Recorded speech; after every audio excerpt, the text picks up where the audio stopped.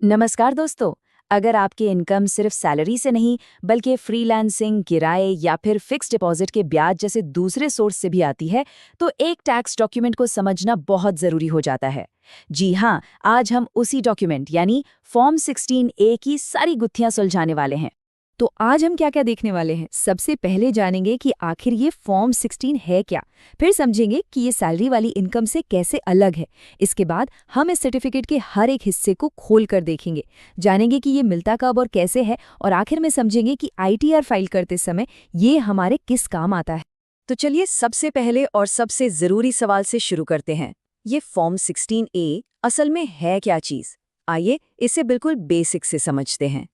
तो देखिए, form 16A technically एक टीडीएस सर्टिफिकेट है, पर यहाँ जो सबसे जरूरी शब्द है वो है नॉन सैलरी। मतलब ये सिर्फ उस इनकम पर लागू होता है जो आपको सैलरी के अलावा कहीं और से मिली है। और आसान भाषा में कहें तो ये फॉर्म एक पक्का सबूत है, एक गारंटी है कि आपकी नॉन सैलरी इनकम पर जो टैक्स कटना था वो कट चुका है और सरकार तक पहुंच भी गया है। इसे बिल्कुल एक रसीद की तरह समझिए, जो ये साबित करती है कि किसी ने आपकी तरफ से सरकार को टैक्स चुका दिया है। एक बात साफ कर दूं, ये कोई फाइनल टैक्स पेमेंट नहीं है, ये सिर्फ एक सर्टिफिकेट है।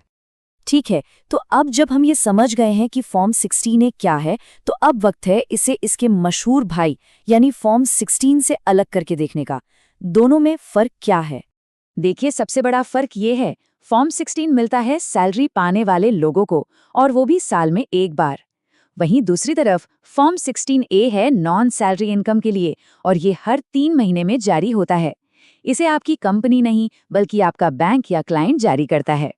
तो इस सर्टिफिकेट के अंदर आखिर होता क्या है? चलिए इसे परत दर परत खोलकर देखते हैं, ताकि ये बिल्कुल भी मुश्किल ना लगे और हमें ये पता चले कि कौन सी जानकारी सबसे ज्यादा काम की है।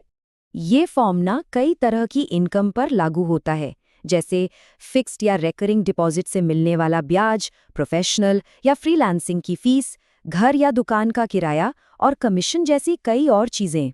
इस पूरी कहानी में 2 मेन कैरेक्टर होते हैं।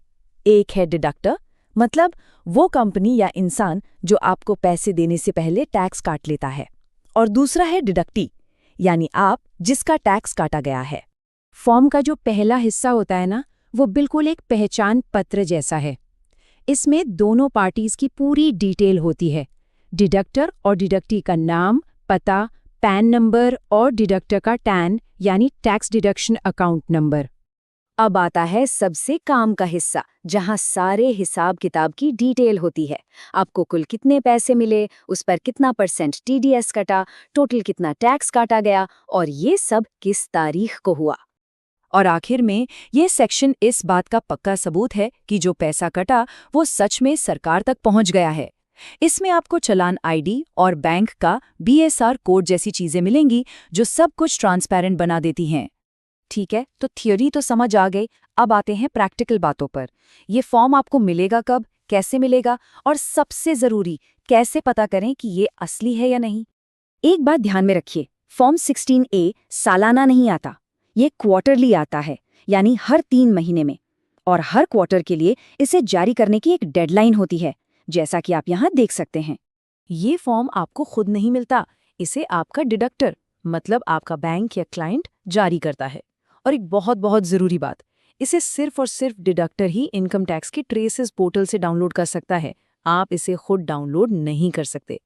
जब भी आपको फॉर्म 16A मिले तो उसकी प्रामाणिकता ज़रूर जांच लें। इस पर ट्रेसेस का लोगो होना चाहिए, और सबसे इम्पॉर्टेंट काम ये है कि इसमें दिए गए टीडीएस अमाउंट को अपने फॉर्म 26AS से मैच करें। फॉर्म 26AS आपका सालाना टैक्स क्रेडिट स्टेटमेंट होता है। अगर कोई फर्क दिखे तो फौरन अपनी डिडक्टर से बात करें। चलिए अब आते हैं सबसे आखिर में और शायद सबसे जरूरी सवाल पर।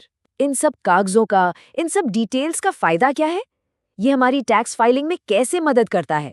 इसे एक बहुत ही सिंपल से उदाहरण से समझते हैं।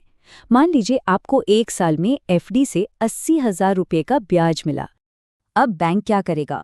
वो इस पर 10% की दर से यानी 8,000 रुपये टीडीएस काट लेगा। तो आपके हाथ में आएंगे 72,000 रुपये। तो फायदा कहाँ है?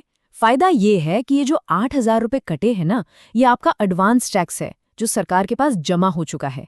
जब आप अपना इनकम टैक्स रिटर्न यानी ITR फाइल करेंगे तो फॉर्म 16A की मदद से आप इस 8,000 रुपये का पूरा क्रेडिट क्लेम कर सकते हैं। तो चलिए फटाफट से सब कुछ समेट लेते हैं। 4 बातें जो हमेशा याद रखनी है। ये नॉन सैलरी TDS का ऑफिशियल प्रूफ है। ये हर क्वार्टर में जारी होता है। टैक्स क्रेडिट और रिफंड क्लेम करने के लिए ये बहुत ज़रूरी है। और हाँ, हमेशा इसे अपने फॉर्म 26AS से ज़रूर मिलाएं। अपनी नॉलेज को इसी तरह बढ़ाते रहने के लिए हमारे YouTube चैनल को ज़रूर सब्सक्राइब करें। और अगर आप ये कंटेंट Facebook पर देख रहे हैं तो हमारे पेज को फॉलो करें, वीडियो को लाइक और शेयर करें।